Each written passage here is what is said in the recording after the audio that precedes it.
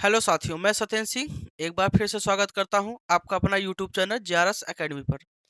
दोस्तों, जैसा कि पिछले क्लास में हम लोगों ने आवेश के बारे में देखा था और आवेश रिलेटेड जो हम लोगों का कुछ न्यूमेरिकल था उसको हम लोगों ने एक दो न्यूमेरिकल हम लोगों ने सॉल्व किया था।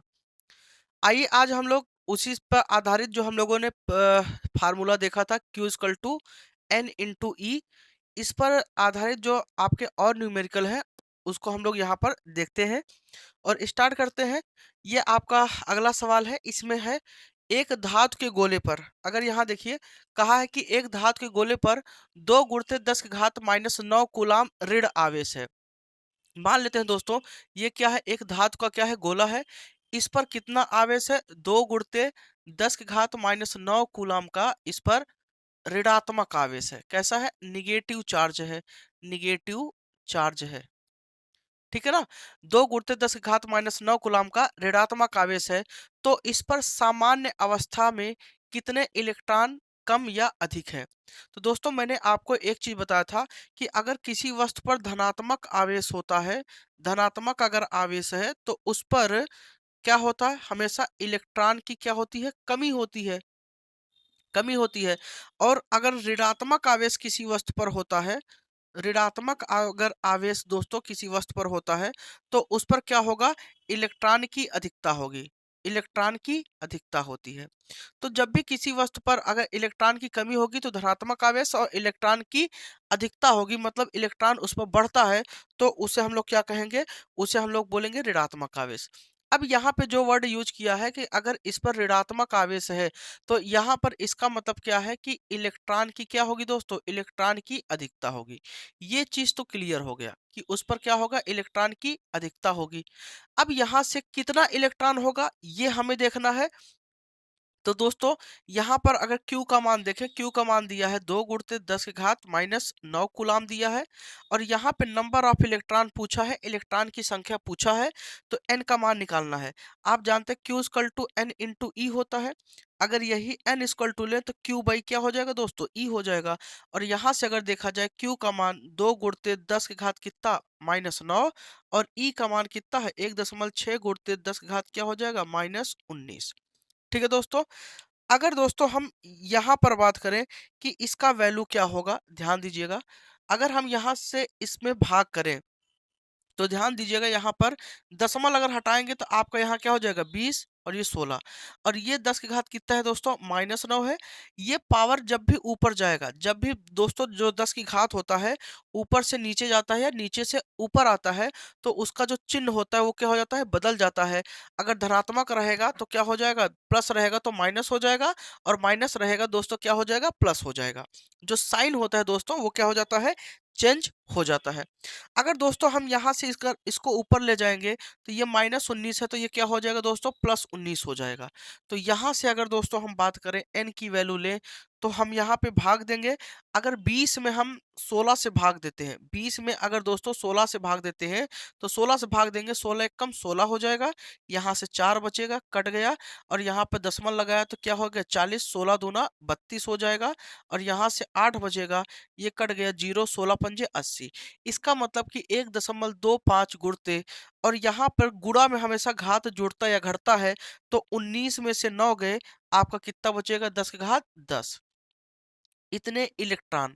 अब इतने इलेक्ट्रॉन की दोस्तों क्या होगी, तो भाई ऋणात्मक आवेश है, तो ऋणात्मक आवेश हो तो क्या हो जाएगी, इलेक्ट्रॉन की अधिकता। इतने इलेक्ट्रॉन की दोस्तों क्या हो जाएगी, की अधिकता होगी।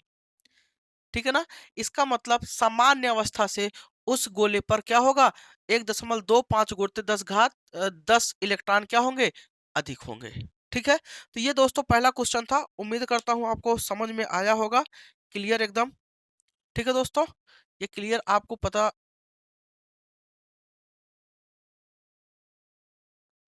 चलिए, आइए दोस्तों हम लोग आगे बात करते हैं। अगर यहाँ पर आगे बात करें, ध्यान दीजिएगा, अगर अब यहाँ पे बात करें दूसरे क्वेश्चन के लिए, तो दूसरे क्वेश्चन की ओर अगर हम लोग यहाँ पर चले, तो सेकंड क्वेश्चन में कहा है धातु के एक टुकड़े पर, एक धातु का क्या है, टुकड़ा है, ये वाला, धातु के एक टुकड़े पर +1 नैनो कूलाम आवेश स्थापित करने के लिए। तो ये मान लीजिए एक क्या है, धातु का टुकड़ा है, इस पर कितना, +1 नैनो कूलाम, नैनो कूलाम आवेश अगर क्या करना है दोस्तों, स्थापित करना है, इसका मतलब इस पर आवेश की मात्रा वो क्या है, 1 नैनो कूलाम है, नैनो कूलाम।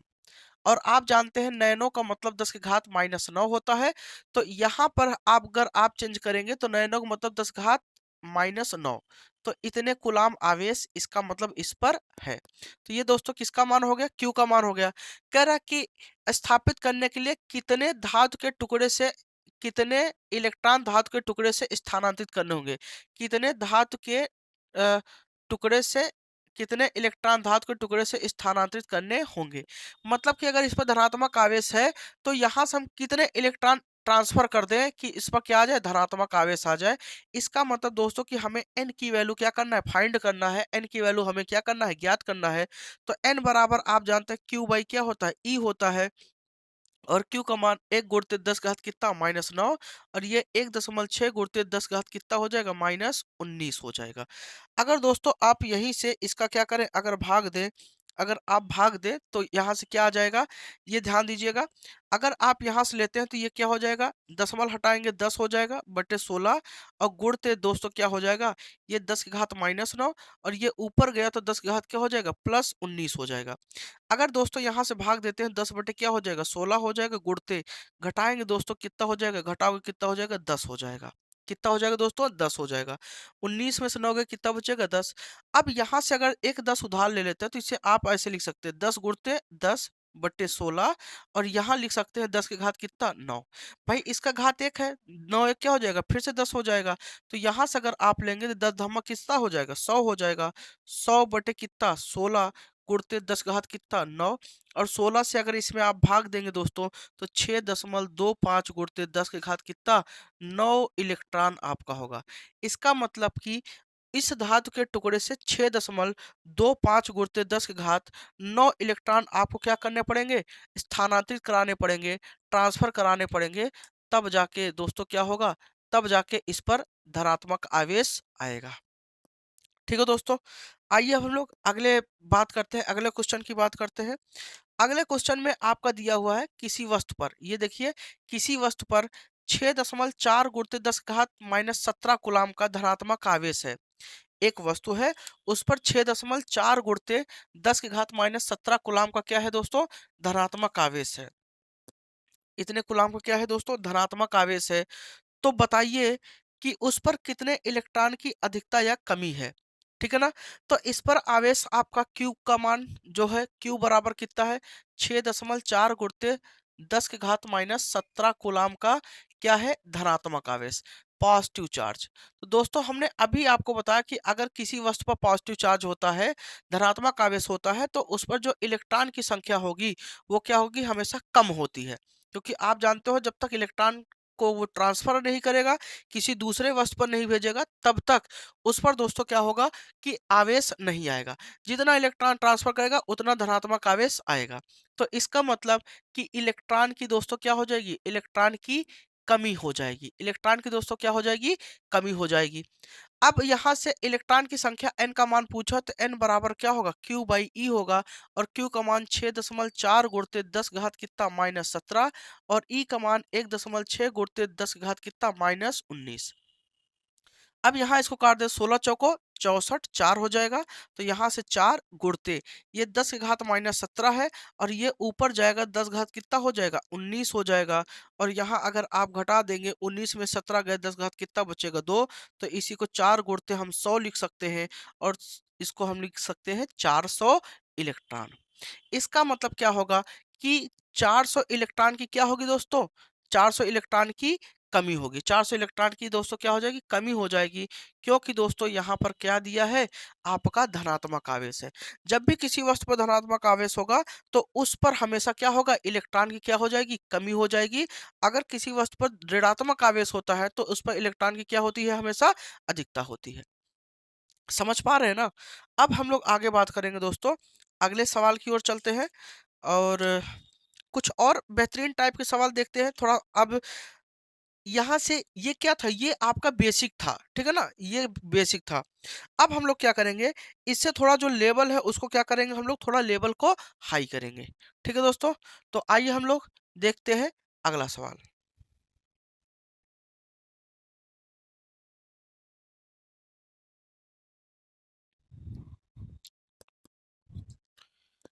ये दोस्तों सवाल है।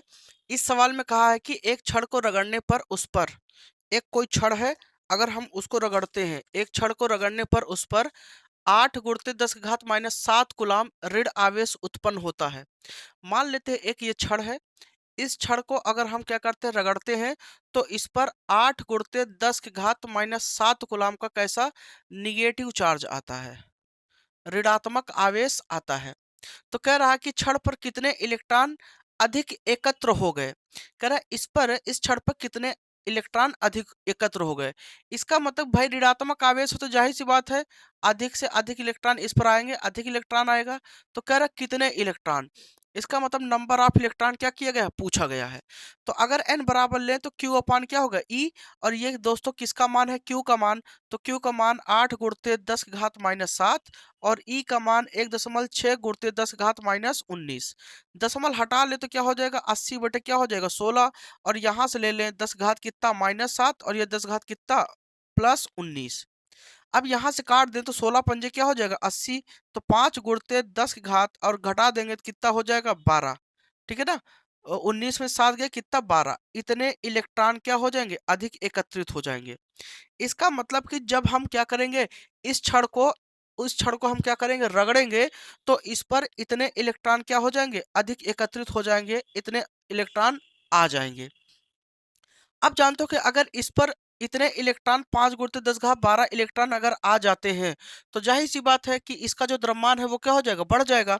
हमने आपको पिछले क्लास में बताया है कि अगर किसी वस्तु पर धनात्मक आवेश आता है तो सामान्य अवस्था से उसका जो द्रव्यमान होता है वो क्या हो जाता है, कम हो जाता है। और किसी वस्तु पर अगर क्या होता है, ऋणात्मक आवेश आता है, तो उस पर जो सामान्य अवस्था से इलेक्ट्रॉन होता है वो क्या हो जाता है, द्रव्यमान क्या होता है, बढ़ जाता है। तो ऋणात्मक आवेश पे क्या होगा दोस्तों, द्रव्यमान बढ़ जाएगा। और धनात्मक आवेश पे द्रव्यमान क्या हो जाएगा, घट जाएगा। ठीक है ना। अब दोस्तों यहाँ पे बात करते हैं, ध्यान से समझिएगा। अगर हम यहाँ पर क्या पूछा है, छड़ के द्रव्यमान में कितनी वृद्धि हुई। तो भैया अगर छड़ के द्रव्यमान में वृद्धि की बात करें, तो छड़ के द्रव्यमान में वृद्धि, छड़ के द्रव्यमान में वृद्धि, द्रव्यमान में वृद्धि अगर हम ज्ञात करें, वृद्धि बराबर, तो क्या हो जाएगा, यहां पर हम देखेंगे कि कितने, भाई पहले उस पर कोई आवेश नहीं था, तो अब जब ज्यादा आवेश बढ़ेगा, इलेक्ट्रॉन आएंगे, तो अगर इलेक्ट्रॉन आया तो उसका द्रव्यमान क्या होगा, बढ़ेगा। तो जितने लोग आए हैं उन्हीं के कारण तो उनका द्रव्यमान बढ़ेगा। बताइए भाई, अगर ये छड़ है, अगर मान लेते ये छड़ है, इस पर 5 गुणित 10 के घात 12 लोग आकर बैठ गए, तो भाई इसका द्रव्यमान तो बढ़ जाएगा ना। तो भाई वही यहाँ पे पूछा है, तो छड़ के द्रव्यमान में कितना वृद्धि होगा। तो यहाँ पर हम देखेंगे इलेक्ट्रॉन की संख्या, इलेक्ट्रॉन की संख्या गुणते एक इलेक्ट्रॉन का द्रव्यमान, एक इलेक्ट्रॉन का द्रव्यमान।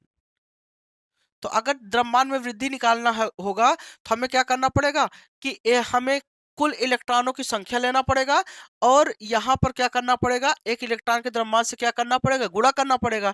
भाई सभी इलेक्ट्रॉनों का अगर हम द्रव्यमान ऐड कर दे तो वही क्या हो जाएगा, द्रव्यमान में वृद्धि हो जाएगी। तो हम यहाँ पे इलेक्ट्रॉन की संख्या अगर लें तो 5 गुणित 10 के घात कितना है, 12 है। और एक इलेक्ट्रॉन का द्रव्यमान जो होता है दोस्तों 1.9 गुणित 10 के घात कितना माइनस 31 किलोग्राम। तो यहाँ से अगर गुणा करें तो 5 एक कम 5 और 9 बचे 45, तो 45.5 और यहाँ घटा देंगे तो ये बचेगा 10 की घात कितना माइनस 19 किलोग्राम। इसका मतलब क्या है कि इसके द्रव्यमान में, सॉरी 31 में से, हाँ सही है, ठीक है ना, इतना 19 किलोग्राम क्या हो जाएगा, द्रव्यमान में वृद्धि हो जाएगी। इतना द्रव्यमान क्या हो जाएगा, द्रव्यमान वृद्धि होगा, द्रव्यमान वृद्धि होगा। इसका मतलब इतना द्रव्यमान बढ़ जाएगा। अगर दोस्तों आप इसको और सही तरीके से लिखना चाहते हैं, दशमलव को एक अंक इधर करेंगे तो 4.55 गुणित 10 का घात क्या हो जाएगा, माइनस 18 हो जाएगा।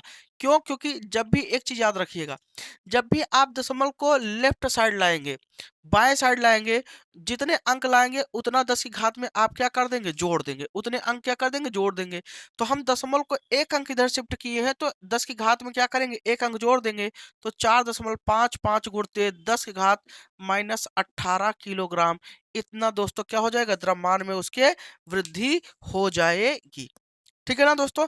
इसका मतलब क्या है कि जब हम इस वस्तु को रगड़ते हैं तो छड़ पर इतने 5 गुणित 10 घात 12 इलेक्ट्रॉन आएगा, और कितने इलेक्ट्रॉन की वृद्धि, कितने द्रव्यमान की वृद्धि होगी, तो 4.5 5 गुणित 10 घात माइनस 18 किलोग्राम द्रव्यमान की दोस्तों क्या हो जाएगी, वृद्धि हो जाएगी।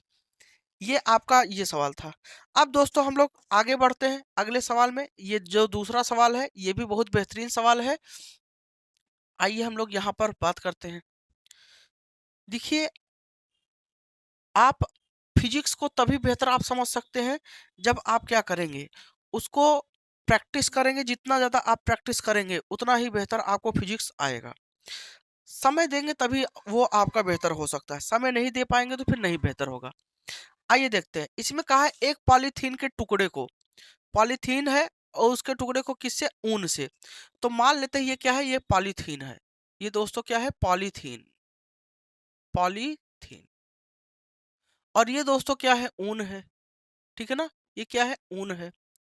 पॉलीथीन को ऊन से रगड़ने पर, जब पॉलीथीन को ऊन से क्या किया गया, रगड़ा गया, तो पाया गया कि उस पर, किस पर, पॉलीथीन पर ऋण आवेश कितना, 3 गुणित 10 घात माइनस 7 गुलाम।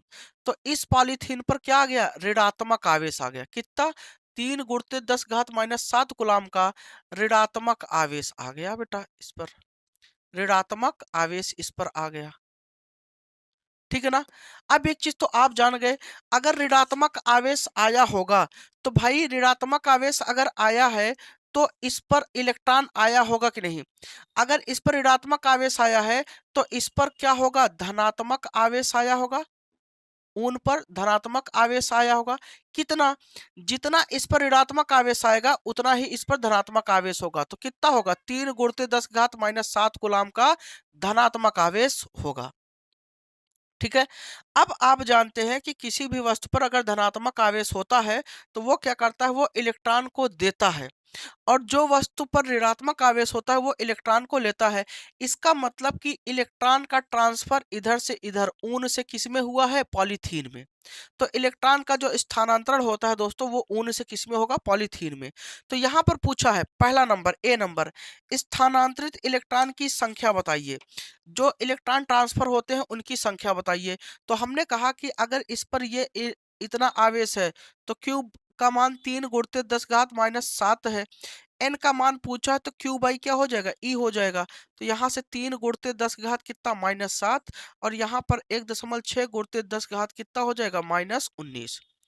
अब दोस्तों क्या करेंगे, अगर इसको हम क्या करते हैं, ध्यान दीजिएगा, अगर दोस्तों हम इसको क्या करते हैं, सॉल्व करते हैं, ध्यान दीजिएगा, अगर हम इसको सॉल्व करते हैं तो दशमलव हटाएंगे तो क्या हो जाएगा, 30 बटे कितना, 16, और ये आपका 10 घात कितना, माइनस 7, और ये ऊपर गया 10 घात कितना, प्लस 19।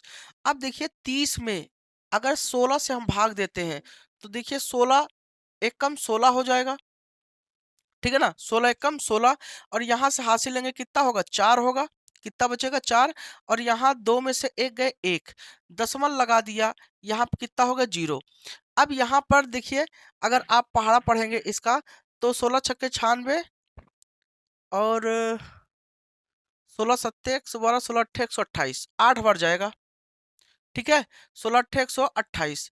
तो यहाँ से ये आपका हो जाएगा, हासिल लेंगे 10 में से 8 के कितना बचेगा, 2, और यहाँ से हासिल लेंगे कितना, 1 कट गया। अब यहाँ पे क्या हो जाएगा, 0 हो जाएगा। ठीक है ना।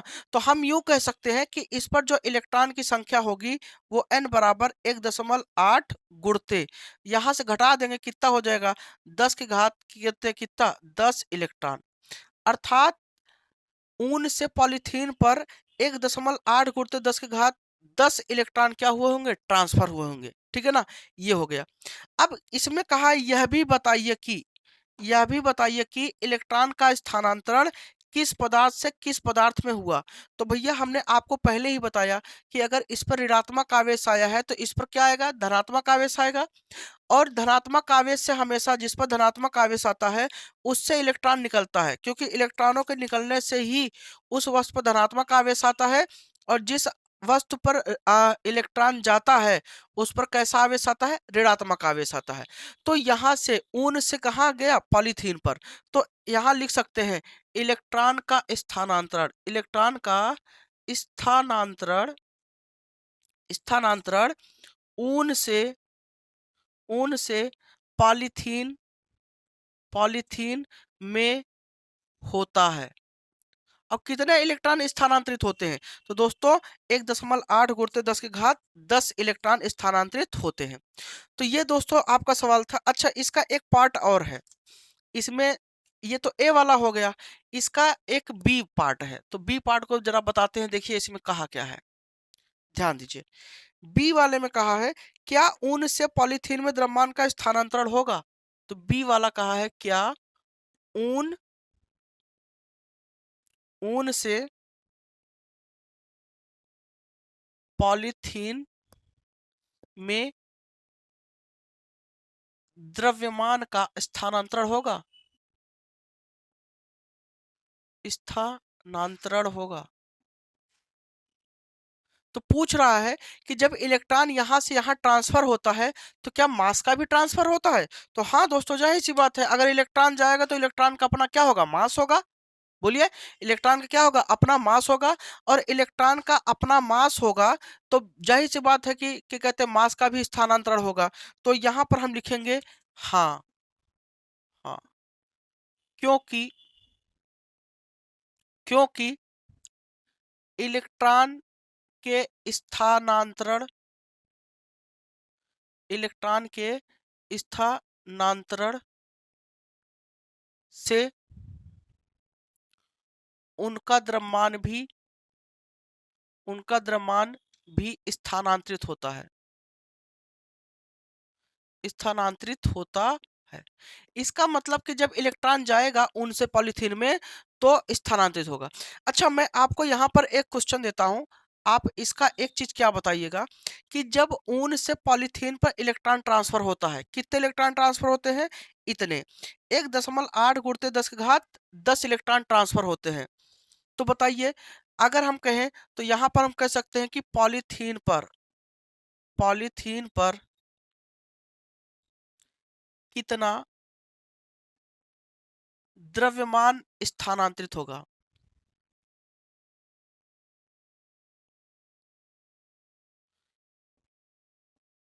कितना द्रव्यमान स्थानांतरित होगा होता है, ठीक है ना?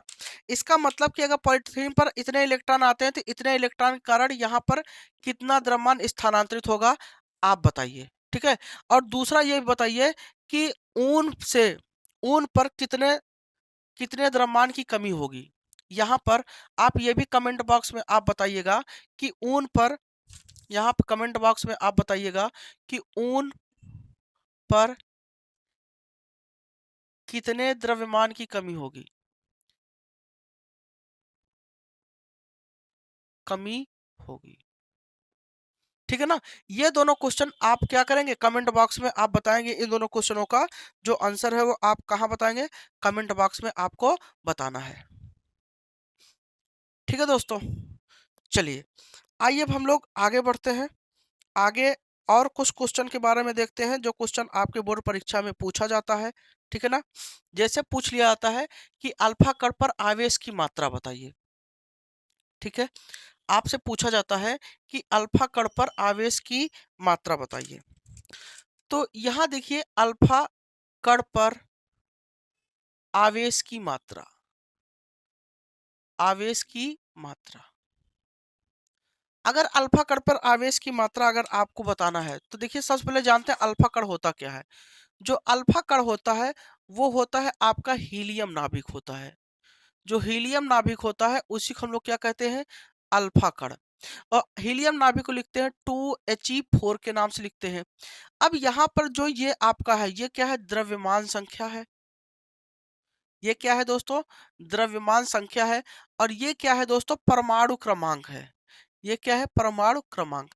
और आप जानते हैं परमाणु क्रमांक ही क्या होता है, परमाणु क्रमांक ही इलेक्ट्रॉन की संख्या होती है। क्या होगी, इलेक्ट्रॉन की संख्या होती है। परमाणु क्रमांक ही इलेक्ट्रॉन की संख्या। और यही क्या होता है, प्रोटॉन की संख्या होती है। प्रोटॉन की संख्या होती है। तो जो इलेक्ट्रॉन की संख्या होती है वही प्रोटॉन की संख्या होती है। और वही दोस्तों क्या होता है, परमाणु क्रमांक भी होता है। अब यहाँ पर देखा जाए तो नंबर ऑफ इलेक्ट्रॉन कितने हो गए, 2 हो गए। तो जाहिर सी बात है जब Q का मान निकालेंगे तो N इंटू ई और इसी पे रखेंगे तो N का मान 2 और E का मान कितना 1.6 गुणते 10 की घात कितना -19 कूलाम। तो 16 दूना 32 अर्थात 3.2 गुणते 10 की घात -19 कूलाम होता है। तो आप याद रखिएगा कि अल्फा कण पर आवेश, अल्फा कण पर आवेश, अल्फा कण पर आवेश 3.2 गुणते 10 की घात -19 कूलाम होता है। ठीक है ना। तो जो अल्फा कण का क्या कहते हैं आवेश होता है वो कितना होता है 3.2 गुणते 10 की घात -19 कूलाम होता है। तो किसी भी वस्तु पर जब अल्फा कण, अगर अल्फा कण की बात किया जाएगा तो उस पर जो आवेश की मात्रा होगा वो इतना ही होगा। ठीक है दोस्तों, चलिए अब हम लोग आगे बढ़ते हैं अगले क्वेश्चन की ओर। अगले क्वेश्चन में पूछा गया है कि जैसे दे दिया जाए आपका, ध्यान दीजिएगा, जैसे यहां से आपने देखा कि यहां से देखिए यहां पर आपका जैसे हमने दे दिया 2He4 तो हम यहां निकाल सकते हैं। अगर यही क्वेश्चन आपका दे दिया जाए, क्वेश्चन क्या दे दिया जाए कि 7 नाइट्रोजन 14 नाभिक पर, नाभिक पर कूलाम में आवेश की गणना कीजिए, कूलाम में आवेश की गणना कीजिए, आवेश की गणना कीजिए, गणना कीजिए, मतलब कि इस पर कितने इलेक्ट्रॉन मतलब कितना आवेश होगा। तो जाहिर सी बात है आप यहां से आप सीधा क्या करेंगे, आप यहां से अगर निकालेंगे तो यही क्या होगा, यही परमाणु क्रमांक होगा, यही इलेक्ट्रॉन की संख्या होगी, यही प्रोटॉन की संख्या होगी। तो n का मान कितना हो जाएगा दोस्तों 7 हो जाएगा। तो Q बराबर लेंगे तो n इंटू ई, तो यहाँ से लेंगे 7 गुणते 1.6 गुणते 10 घात कितना -19 कूलाम। अब यहाँ से आप गुणा कर सकते हैं, ठीक है ना। तो यहाँ से आप अगर गुणा करेंगे तो 16 छक्के 96, 16 सत्ते 112, तो 11 दशमलव कितना 2 आ जाएगा, ठीक है ना। गुणते 10 घात कितना -19 कूलाम आपका आवेश होगा। अब ऐसे दोस्तों मैं आपको क्वेश्चन दे रहा हूं, आप कमेंट बॉक्स में बताइएगा कि इसका आंसर क्या होगा। पहला क्वेश्चन है 8 ऑक्सीजन 16 नाभिक पर, नाभिक पर आवेश की मात्रा, आवेश की मात्रा ये आपको बताना है। और जो दूसरा क्वेश्चन दोस्तों है वो आपका है 3 लिथियम 7 नाभिक पर, नाभिक पर आवेश की मात्रा, आवेश की मात्रा ये आपका। ठीक है दोस्तों, तो इन दोनों क्वेश्चनों का आंसर आपको क्या करना है दोस्तों, कमेंट बॉक्स में आपको बताना है कि इन पर कितना आवेश आएगा। ठीक है ना। तो आपको ये वीडियो कैसा लगा कमेंट बॉक्स में आप अपना जरूर राय व्यक्त करें और बताइएगा कि इस पर ये हमारा जो वीडियो है वो आपको कैसा लगा, जो हम पढ़ा रहे हैं वो आपको समझ में आ रहा है या नहीं। आप अपनी राय व्यक्त करिएगा, ज़्यादा से ज़्यादा अपने दोस्तों के पास शेयर, इस वीडियो को शेयर करिए। अगर चैनल को आपने सब्सक्राइब नहीं किया तो इसे जरूर सब्सक्राइब कर लें और नोटिफिकेशन बेल को ऑन कर लें ताकि जब भी हम वीडियो डाला करें तो आप तक संदेश पहुंच जाया करे। थैंक यू दोस्तों।